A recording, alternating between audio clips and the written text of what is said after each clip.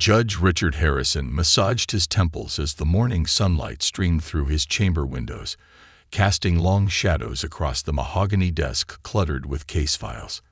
The throbbing behind his eyes had become his constant companion these past few weeks, a physical manifestation of the chaos his life had descended into since Catherine had served him divorce papers over breakfast. 32 years of marriage ended over dry toast and coffee. He reached for the bottle of aspirin in his desk drawer, the same drawer that held the framed photo of James's law school graduation, now face down since their last argument. His son's words still rang in his ears. "You're so caught up in your own authority that you can't see past it anymore." James hadn't returned his calls since then, 3 weeks and counting. The morning docket looked mercifully light: a few minor civil disputes, 2 property cases, and a contract breach. Nothing he couldn't handle before lunch. Harrison straightened his tie, checking his reflection in the window. At 62, his once dark hair had faded to steel gray, matching his eyes. Catherine used to say those eyes could pierce armor. Now they just looked tired. The elevator doors opened with a soft chime, and Harrison stepped in, adjusting his black robe with the practiced precision of someone who'd done it thousands of times. Just as the doors began to close, a hand shot between them, forcing them back open.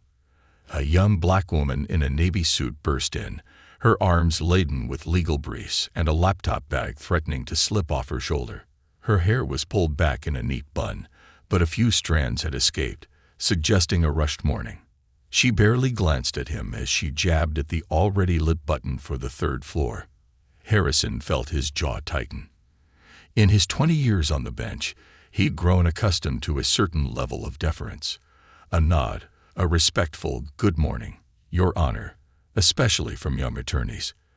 This woman's casual disregard for his presence grated on his already frayed nerves. The elevator hummed as it ascended, the silence broken only by the rustling of papers as she attempted to reorganize her files. A yellow post-it note fluttered to the floor. Harrison watched it fall, waiting to see if she'd notice. She didn't. "You dropped something," he said, his voice clipped. She glanced down, then back at her armload of documents, making no move to retrieve it.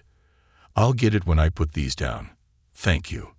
The presumption in her tone, as if she were speaking to any random person rather than a senior judge, made his headache spike. The elevator stopped at the 3rd floor, and she hurried out without a backward glance, leaving the post-it note behind. Harrison bent down to pick it up, his robe swishing against the elevator floor. The note contained a hastily scribbled phone number and the words "Dad, Sunday dinner." He crumpled it in his fist, dropping it into his pocket as he walked toward his courtroom. His clerk, Michael, was waiting outside with the morning's files. "Good morning, Your Honor. The Peterson contract case has been moved to first on the docket. The defendant's counsel filed a motion to." Harrison held up his hand, cutting him off. "Changes to my courtroom schedule require my approval, Michael. You know that." "Yes, sir, but the senior partner at Harrison and Reed called personally to request." Harrison froze mid-step. Harrison and Reed, James's firm. Of course his son would pull strings without bothering to call him directly. His migraine pulsed harder as he pushed open the courtroom doors, the familiar smell of leather and wood polish doing nothing to calm his rising irritation. "Fine," he snapped, taking his seat at the bench. "But counsel better be prepared. I won't tolerate any delays or unprofessional behavior in my courtroom. Not today." The gallery was filling up with the usual morning crowd of attorneys and clients. Harrison noticed the young woman from the elevator slipping into the room, still juggling her files. His eyes narrowed as she took a seat at the defendant's table. This was going to be an interesting morning. Sarah Mitchell's hands trembled slightly as she arranged her files on the defendant's table, her late arrival still burning in her chest. After 3 years of clerkship and countless hours of preparation, this was supposed to be her moment to shine. Her first major case as lead counsel for Harrison and Reed. Instead, she was starting on the wrong foot with one of the most notoriously strict judges in the circuit. The Peterson contract case wasn't just another dispute, it was a test. James Harrison had personally handed it to her, his confidence in her abilities evident in his easy smile. "Show them what you can do," he'd said. Now, sitting in the oppressive silence of courtroom 3A, Sarah fingered her grandmother's pearls, drawing strength from the familiar smoothness. "All rise." The bailiff's voice boomed through the room. "The Superior Court of the 4th Judicial District is now in session, the Honorable Judge Richard Harrison presiding." Sarah rose with the rest of the courtroom, her spine straightening as she recognized the judge from the elevator. His steel-gray eyes swept the room, lingering on her for a fraction too long. The knot in her stomach tightened. "Be seated," Judge Harrison commanded, his voice carrying the weight of 2 decades on the bench. First case on the docket: Peterson Manufacturing versus Riverside Electronics. Are all parties present? Sarah stepped forward. "Present for the defendant, Your Honor. Sarah Mitchell of Harrison and Reed." The judge's eyebrow arched slightly at the firm's name. "Ms. Mitchell, I notice you arrived after proceedings were scheduled to begin. In this courtroom, we value punctuality as much as we value preparation." "I apologize, Your Honor," Sarah responded, keeping her voice steady despite the flush creeping up her neck. "There was an accident on Highway 16 that delayed." "Save your excuses, Counselor," he cut in. "I expect better from attorneys appearing in my courtroom, regardless of their experience level." The emphasis on experience wasn't lost on Sarah. She'd faced subtle digs about her age and race before, but this felt different. The judge's hostility was palpable, personal almost. Sarah glanced at her client, Thomas Riverside, a self-made tech entrepreneur who trusted her with his company's future. His face remained impassive, but his knuckles were white where they gripped the table's edge. "Now," Judge Harrison continued, shuffling through his papers, "I see you filed a motion to dismiss based on statute of limitations. Rather bold for a preliminary hearing, wouldn't you say?" Sarah straightened her shoulders, channeling the confidence that had earned her the highest honors at Yale. "Your Honor, if you'll refer to Exhibit C, the contract in question clearly shows." "Ms. Mitchell," the judge interrupted again, "are you attempting to direct my attention to evidence before it's been properly admitted?" The plaintiff's counsel, a silver-haired partner from a rival firm, smirked. Sarah had done nothing improper. The exhibit had been filed with the motion and was part of the record. She could almost hear her father's voice. "Sometimes, baby girl, they stack the deck against you before you even sit down to play." "No, Your Honor," Sarah replied carefully. "I'm prepared to lay the proper foundation for all exhibits. The motion to dismiss is based on well-established precedent in this circuit, specifically the ruling in Davidson v. Western Manufacturing, where the court held." "Ms. Mitchell," Judge Harrison's voice cracked like a whip, "are you suggesting that I need a first-year law student's explanation of precedent in my own courtroom?" The gallery had grown so quiet Sarah could hear the antique clock ticking on the wall. Her laptop screen glowed with the careful research she'd done until 3 a.m., research that was being dismissed before she could even present it. "Permission to approach the bench, Your Honor?" Sarah asked, fighting to keep her voice professional. Judge Harrison leaned back, his expression darkening. "Denied. And let me be clear, Counselor, your firm's reputation won't grant you special privileges here. Perhaps spending some time observing more experienced attorneys would benefit your professional development." Sarah's fingernails dug into her palms as she remembered James's words about his father. Brilliant legal mind, when he's not letting his pride get in the way. She hadn't made the connection then. Now, standing before Judge Harrison's obvious contempt, she was beginning to understand exactly what he'd meant. The storm was about to break. The tension in courtroom 3A had reached a breaking point. Sarah Mitchell stood her ground, acutely aware of every eye in the gallery fixed upon her. Her client, Thomas Riverside, shifted uncomfortably in his chair as Judge Harrison's disapproval radiated from the bench like physical waves of heat. "Ms. Mitchell," Judge Harrison's voice dripped with condescension, Perhaps you could explain why Harrison and Reed would assign such a crucial case to an attorney who clearly needs guidance on basic courtroom protocol. Sarah's mind flashed the countless nights she spent preparing for this moment, the sacrifices that had brought her here. The memory of her mother's voice echoed in her head. "They'll try to make you doubt yourself. Don't give them that power." "Your Honor," she began, her voice clear and unwavering. "I've prepared extensively for this case, and I'm fully qualified to." Qualified. Judge Harrison barked a harsh laugh that echoed off the wood-paneled walls. "Tell me, Ms. Mitchell, how many cases have you argued before this court?" "This is my first appearance in your courtroom, Your Honor, but I've successfully argued multiple cases in the federal district court and—" "So you believe federal court experience makes you too important to follow local rules of procedure?" The judge's interruption was sharp enough to make several spectators flinch. Sarah felt her pulse quicken, but years of debate training kept her voice steady. "No, Your Honor. I'm simply attempting to establish my credentials as requested. I graduated first in my class from Yale Law School, served as editor-in-chief of the Law Review, and completed a federal clerkship before joining Harrison and Reed." A murmur rippled through the courtroom. Even the plaintiff's counsel looked uncomfortable now, shuffling papers unnecessarily and avoiding eye contact with everyone. Judge Harrison's face darkened to a dangerous shade of red. "Ms. Mitchell, your academic achievements do not excuse your contempt for this court's authority. First, you arrive late. Then you attempt to lecture me on precedent. Now you're grandstanding about your credentials instead of addressing the matter at hand." Sarah opened her mouth to respond, but the judge wasn't finished. "I'm imposing a $500 fine for contempt of court. Perhaps that will serve as a reminder that this courtroom demands respect, regardless of which prestigious firm's name you hide behind." The words hit Sarah like physical blows.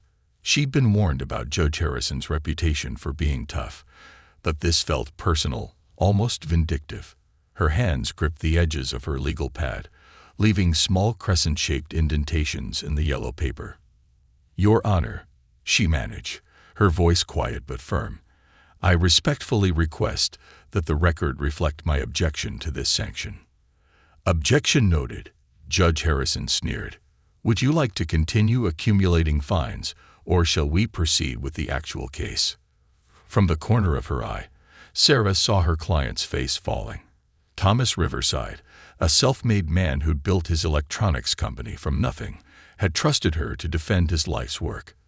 Now he was witnessing his lead counsel being systematically dismantled before proceedings had properly begun. The plaintiff's attorney, sensing blood in the water, rose smoothly to his feet. "Your Honor, given counsel's apparent inexperience, perhaps we should consider a continuance to allow Harrison and Reed to assign more suitable representation." It was the final straw. Sarah felt something snap inside her, not her composure, but her fear. "Your Honor," she said, her voice carrying a new steel that made several heads turn, "I move for a brief recess to contact my supervising partner regarding this situation. Given the unusual nature of these proceedings, I believe it's in my client's best interest to have senior counsel advised of today's events." Judge Harrison's eyes narrowed dangerously. "Are you implying something about the conduct of this court, Ms. Mitchell?" "Not at all, Your Honor. I'm simply ensuring that all parties' interests are properly protected." Sarah held his gaze, unflinching. "Including yours." A heavy silence fell over the courtroom.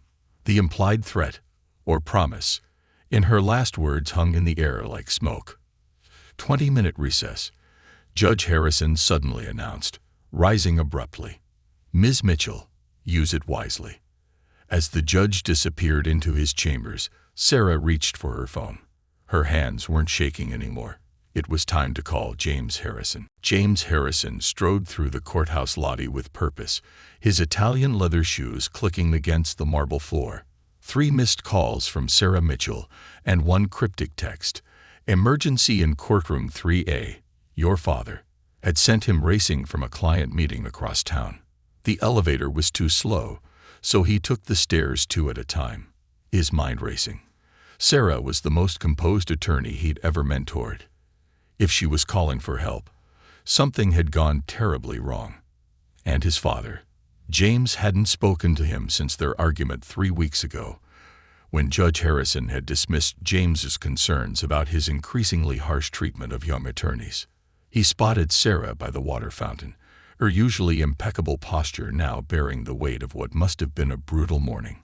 Her fingers were wrapped around a paper cup so tightly it had started to crumple. "Sarah," he called out, quickening his pace. "What happened?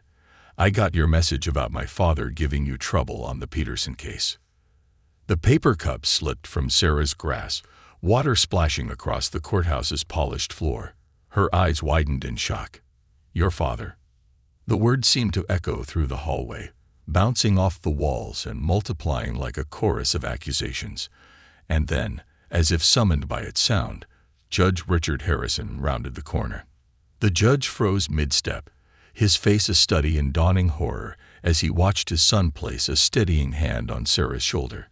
Time seemed to stop in the courthouse hallway, the usual bustle of lawyers and clients fading to white noise. "Dad," James broke the silence, his voice carrying a sharp edge. "I see you've met Sarah Mitchell, the associate I've been telling you about." Though apparently not in the way I'd hoped. Judge Harrison's complexion had gone from red to ashen. "The Sunday dinner, when you said you wanted me to meet my protégé. The attorney who turned down a Supreme Court clerkship to join our firm. The one I said would revolutionize our corporate defense practice." James's grip on Sarah's shoulder tightened protectively. "Yes, this is her." Sarah stood perfectly still, her legal training kicking in as she observed the interaction like a case study in human behavior. The great Judge Harrison, terror of the 4th District, looked suddenly old and small in his black robes. "Ms. Mitchell," the judge started, then stopped, seeming to choke on his own authority. "Don't bother, Dad," James cut in. "Sarah, would you excuse us? I need a moment with my father." His voice was calm, but Sarah recognized the tone he used when preparing to eviscerate opposing counsel. But Sarah straightened her spine, squaring her shoulders. "Actually, James, if you don't mind, I'd like to stay. Your father and I have some unfinished business in court." A pair of young clerks hurried past, slowing their pace to observe the scene. Judge Harrison noticed, his jaw tightening as he became aware of their audience. "My chambers," he said shortly. "Both of you." As they followed the judge down the corridor, James leaned close to Sarah's ear. "Whatever he did, whatever he said, you don't have to handle this alone." Sarah's response was barely a whisper. "I've never handled anything alone, James. That's what he doesn't understand. Every black woman who's ever set foot in a courtroom is standing with me right now." They reached the judge's chambers, the heavy door bearing his name in gold letters. As Judge Harrison reached for the handle, his hand trembled slightly. For the first time that morning, Sarah felt a flicker of sympathy for him. In a matter of minutes, his world had shifted on its axis, forcing him to confront his own prejudices in the most personal way possible. But sympathy didn't equal absolution.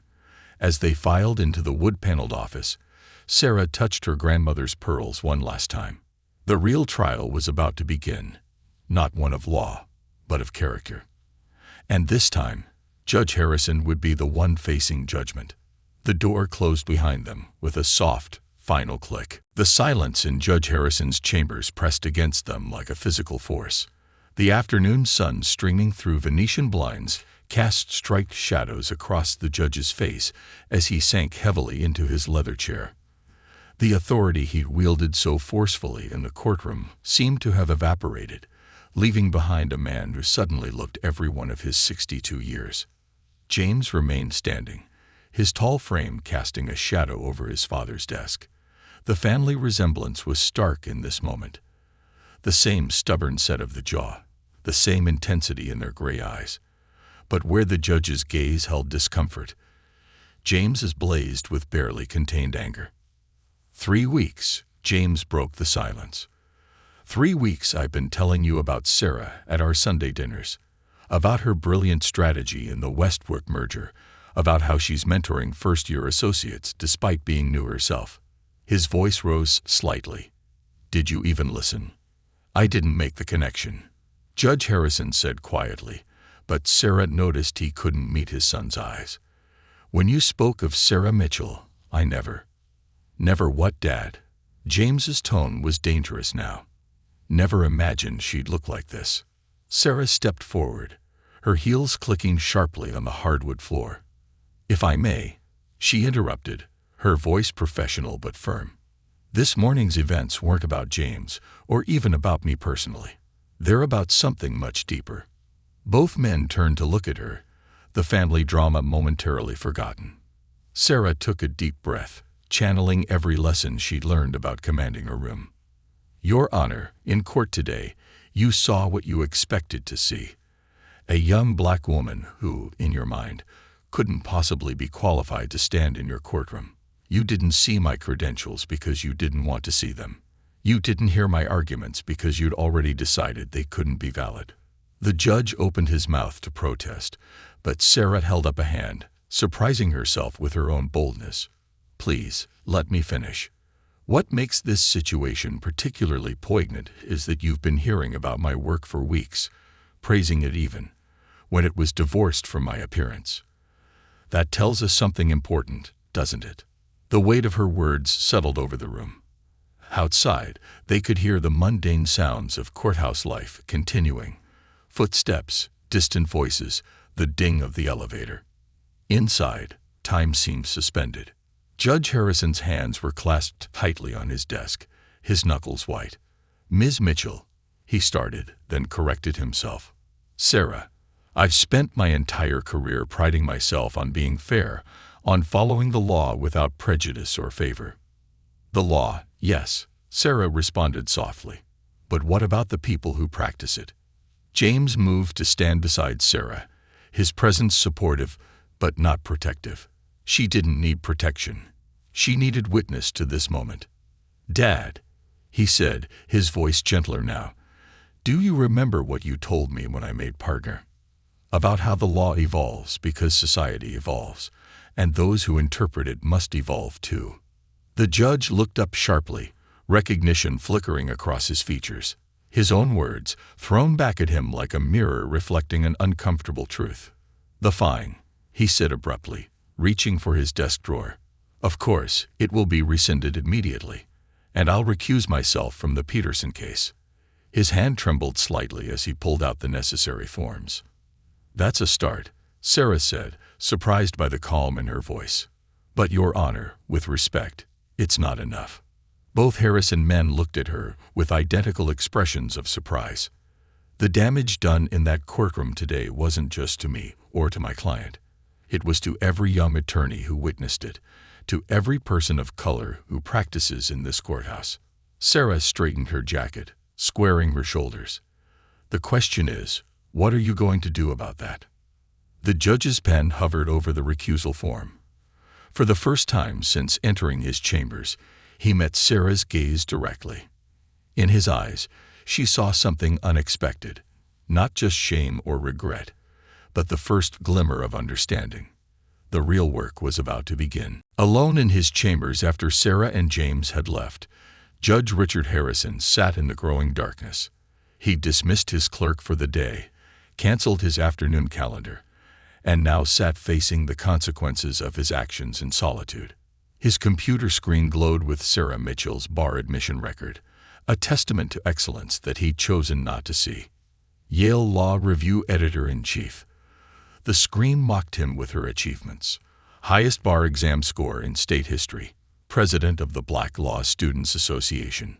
Published author in the Harvard Law Review. Each line felt like another crack in the carefully constructed image he'd maintained of himself as a paragon of judicial fairness. His mouse hovered over her pro bono cases, death row appeals, immigrant rights, domestic violence survivors, all handled with a success rate that would make senior partners envious. The same cases he dismissed that morning as lacking preparation had been meticulously researched, every citation perfect, every argument grounded in solid precedent. A soft knock at the door startled him.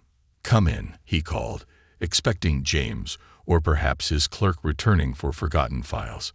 Instead, Catherine, his ex-wife, stood in the doorway. "I was having lunch with Ellen from the DA's office," she said quietly. "She told me what happened this morning." Richard felt his throat tighten. Catherine had always been his moral compass, the one who could see through his judicial armor to the flawed man beneath. Their recent divorce hadn't changed that. "Did you know?" he asked, his voice rough. "About James and Sarah." Catherine moved into the office, taking her familiar seat across from his desk. "James told me last month. He was so excited for you to meet her at Sunday dinner next week. He said she reminds him of me, always fighting for the underdog." Richard laughed bitterly. "Well, I've managed to ruin that, haven't I? Along with my relationship with our son, my reputation in the legal community, and whatever remaining respect you might have had for me." "Self-pity doesn't suit you, Richard," Catherine said sharply. "And it's not what Sarah Mitchell needs from you right now." He looked up, surprised by her tone. In the fading daylight, Catherine's face held the same determination he'd fallen in love with 35 years ago. "What happened today wasn't just about one young lawyer," she continued. "It was about every time you've let your prejudices cloud your judgment, every time you've used your power to diminish someone instead of elevate justice. Sarah just happened to be the one who made you see it." Richard stood abruptly, moving to the window. The courthouse square below was emptying as the workday ended. "I spent 20 years on this bench, Catherine. 20 years of what I thought was serving justice. How many careers have I damaged? How many lives have I affected because I couldn't see past my own biases?" "That's the question you need to answer," Catherine replied softly. "And then you need to do something about it." He turned back to his desk, eyes falling on a framed photo he kept hidden in the bottom drawer. James's law school graduation. Father and son stood together, both in academic robes, both believing in the power of law to change lives. Now, 7 years later, it was James who was teaching him about justice. Richard reached for a legal pad, his judicial pen feeling heavier than usual. At the top, he wrote, "Proposed changes for judicial bias training and courtroom equity standards." "It won't be enough," he said, more to himself than Catherine. "No," she agreed, rising to leave. "But it's a start." At the door, she paused. "Richard, that Sunday dinner next week. Don't miss it." After she left, Richard continued writing in the growing darkness, his words flowing faster as the list grew longer. Outside his window, the courthouse's ancient oak tree cast moving shadows across his paper, shadows that looked almost like bars. For the first time that day, Judge Richard Harrison saw them for what they were, barriers of his own making, finally starting to break. Sarah sat in her corner office at Harrison and Reed, the evening skyline of downtown twinkling through floor-to-ceiling windows. The view was part of the generous compensation package James had insisted on. "Top talent deserves top treatment," he'd said. Now, as the events of the morning replayed in her mind, that corner office felt less like an achievement and more like a glass cage, displaying her as the firm's commitment to diversity. Her phone buzzed for the 20th time. Another message from her father, himself a veteran civil rights attorney. "Baby girl, let me file a judicial complaint. What happened today can't go unchallenged." Before she could respond, her office door opened. James entered, looking as exhausted as she felt. "The managing partners want to issue a formal protest to the judicial board," he said without preamble. "I told them to wait." Sarah raised an eyebrow. "And they listened." "They listened to the son who brings in 40% of the firm's corporate clients." He dropped into one of her visitor chairs, loosening his tie. "But more importantly, they'll listen to you. This is your call, Sarah. Whatever you want to do about this, the firm will back you." Sarah stood, walking to the window. Below, she could see the courthouse where her morning had imploded. "Your father called my office while you were in your meeting." James stiffened. What did he want?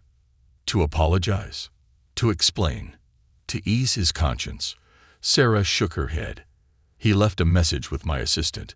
He's requested a meeting. Tomorrow morning, in his chambers. He specifically asked that you be there." "You don't have to go," James said quickly.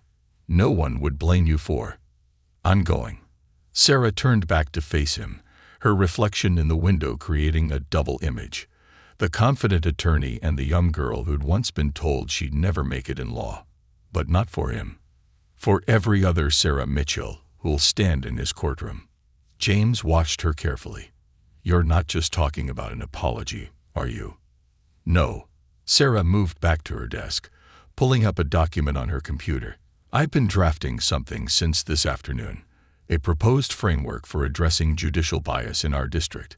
Mandatory training, regular reviews, a clear system for reporting and addressing discriminatory behavior from the bench." She turned the screen toward James. "Your father's influence could help make this happen. The question is, will he use it?" James scanned the document, his expression shifting from surprise to admiration. "You turned a public humiliation into institutional reform." He looked up at her. "This is why I wanted you at our firm." "The thing is, James," Sarah said softly, "I'm not sure I can stay at the firm." The words hung in the air between them. James stood abruptly. "Because of my father." "Sarah, don't let him drive you away." "We can." "It's not that simple." Sarah touched her grandmother's pearls, drawing strength from them.